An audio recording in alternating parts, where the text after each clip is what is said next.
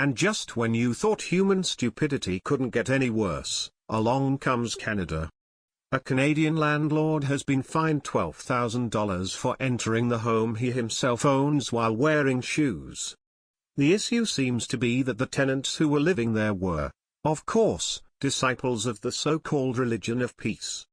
The peace-loving renters claimed to have been humiliated by the homeowner's so-called discretion. So a Canadian tribunal thought it was fair to award the scumbag Muslim renters $12,000.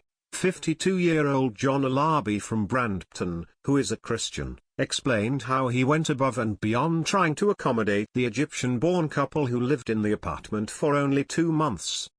The foolish renter went on to explain that he just sees everybody as human beings like himself. So because of this, he took them in. He went on to add that they all got along with no issues, but that all of a sudden he was branded as a racist. Welcome to the world on anyone here in the States who supports President Trump. Since Alabi stated he does not have the money to pay this judgment, so last week news site Rebel News Service launched a crowdfunding page to help Alabi pay the fine.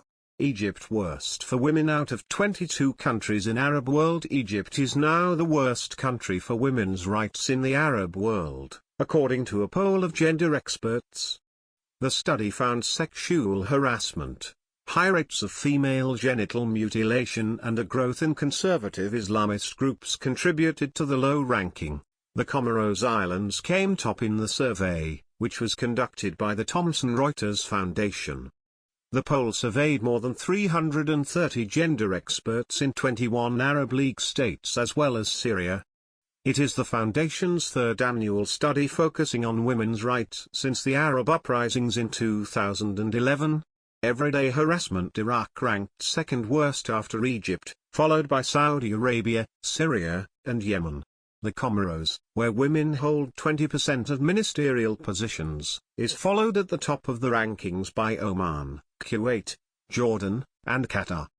The poll asked experts to assess factors such as violence against women, reproductive rights, treatment of women within the family and women's role in politics and the economy. Discriminatory laws and a spike in trafficking contributed to Egypt's place at the bottom of the ranking of 22 Arab states, the survey said.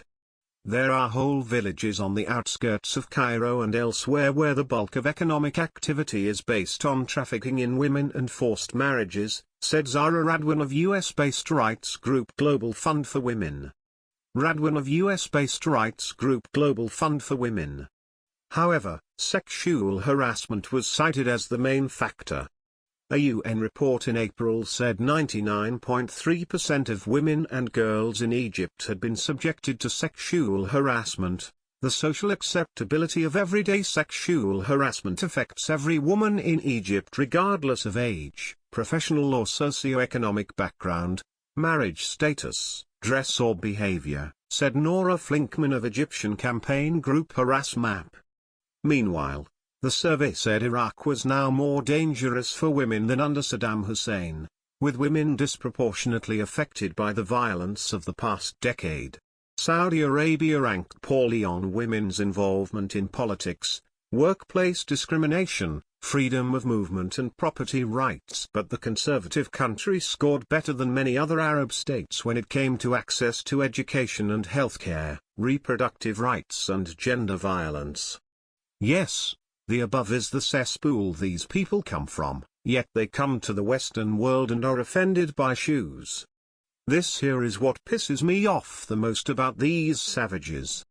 They come from a place where they live in caves, where they are lucky if they even know what a toilet with running water is, and are forced to live under the iron fist of Sharia law, but the moment they get here they are allowed to force their garbage of a culture and customs on the rest of us.